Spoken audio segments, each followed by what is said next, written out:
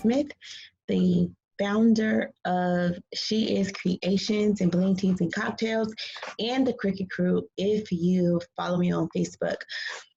Today I am doing a video because one of my followers, she requested on what system do I use for my digital heat effects printing. I use the OKI 8432WT.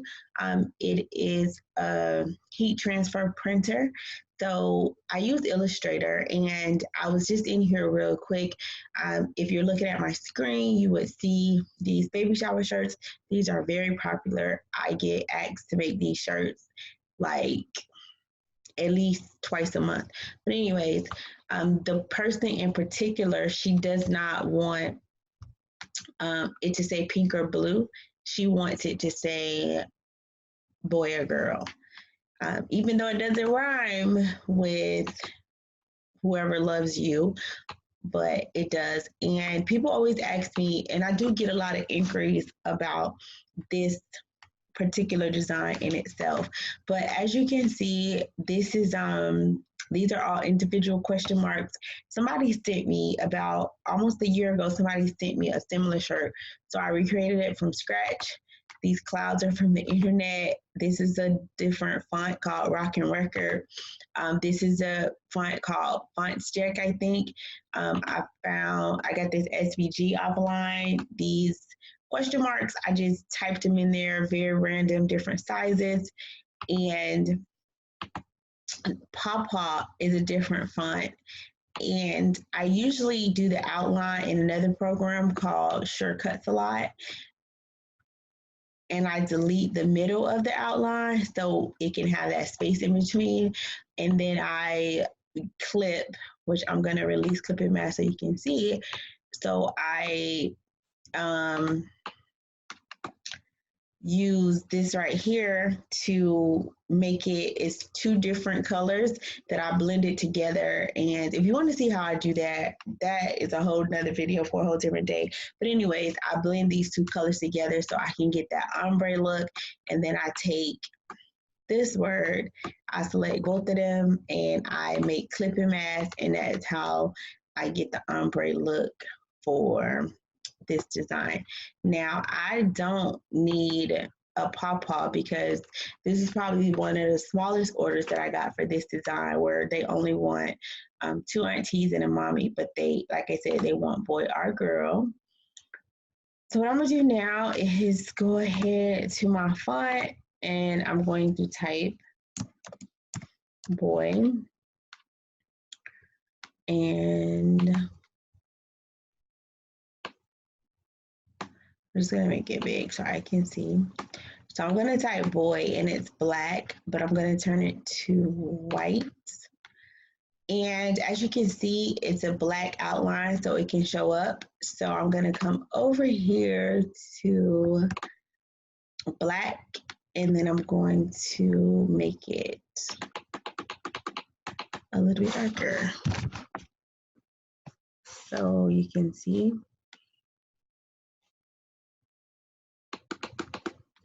The strokes in there. Okay, so I went ahead and put the stroke outline on boy, but I don't like how this overlap. So I'm going to right click and create outlines. And when I do that, I still don't like it because it's still cutting through here. And if it was a cut file, then it will cut into the letters. So I'm gonna go, if you went to Windows, you have the Pathfinder tool, which is over here. So, and then I can select all of them and just hit the merge button. So now that's connected and it's more like one word. So I have boy right here. And I think I'm gonna go a little bit up on the stroke to more to 8 points. And now I'm gonna go back to text. I'm going to type girl. I'm going to select all tool. And I'm going to change it to white.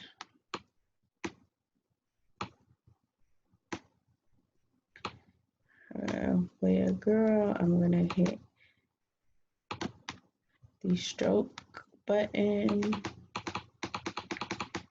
And same thing, I don't like it cutting into there. And the only reason why I'm using this font is because that was the previous font. And so just to keep the, just the way it looks, I'm going to use that. So, boy, actually I'm gonna go back down on the stroke. Yep. Okay. Girl, same thing. Go back down on the stroke. It's a little bit too dark for me. A little bit more. Pink or blue definitely looks better, but hey, you got to give the customers what they want. And I am going to replace. I gotta ungroup that first. Ungroup. I'm gonna move pink out of the way. And the only reason why this pink has a shadow is because when I create these, I just go ahead and I created that with a shadow. But since we are already in Adobe and I'm not switching programs, we're just going to use what we got, and the stroke gives the same effect. So that's just what we're gonna do. So I just wanna move this. Okay, and so now we're going to ungroup that.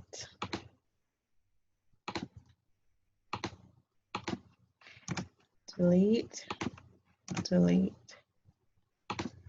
delete, object, really, object, edit, copy, paste.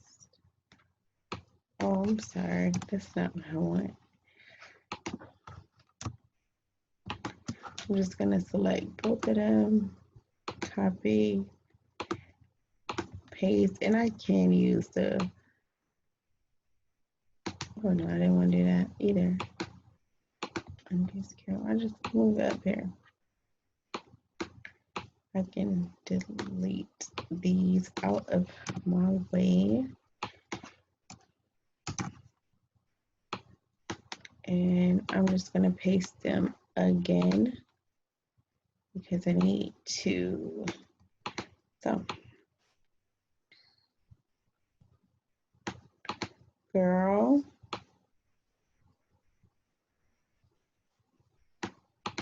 boy,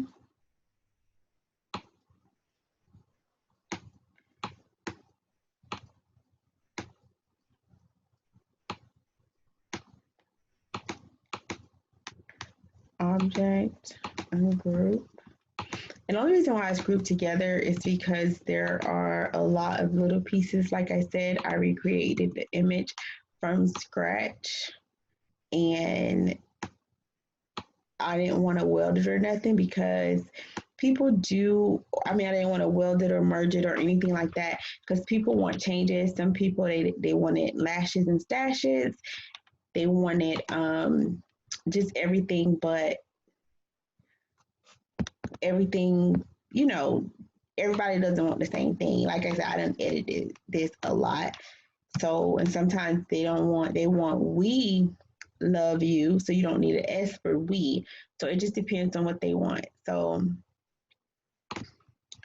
it looks good to me. That was really quick. So what I do now is, let me back this up a little bit. I don't need anything over here. So I look and see my heat transfer sheets are 11 by 17 in size. So right now this is 9 by 16.8, which is fine. So I'm going to make a PNG file of it. So I'm going to delete that. I'm going to go to File, Export. import as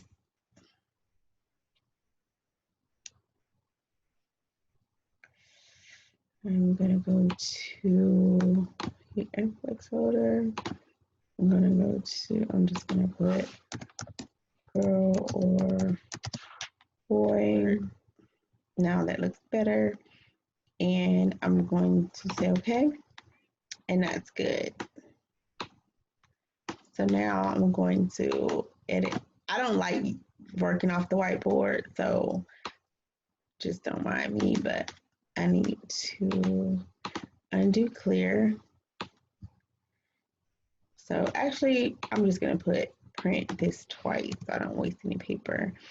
So now I'm going to open up my software, which is here. This is my RIP software. Now, some images are already down here, so if I wanted to use something that was down here, I could just pull it to the top, and if I needed to do something, I could just reprint it, but I don't need to reprint any of those.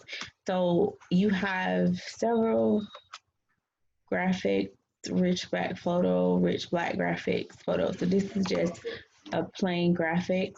So, because this is what lets you know, what lets you know how vibrant it's going to come up. So if I'm using a photo with a lot of black in it or a graphic, I'm going to want to pull it in under one of these tabs. But because it is a regular graphic file, I'm going to import the file and just go to quick access from what I was already using, girl or boy. And it's going to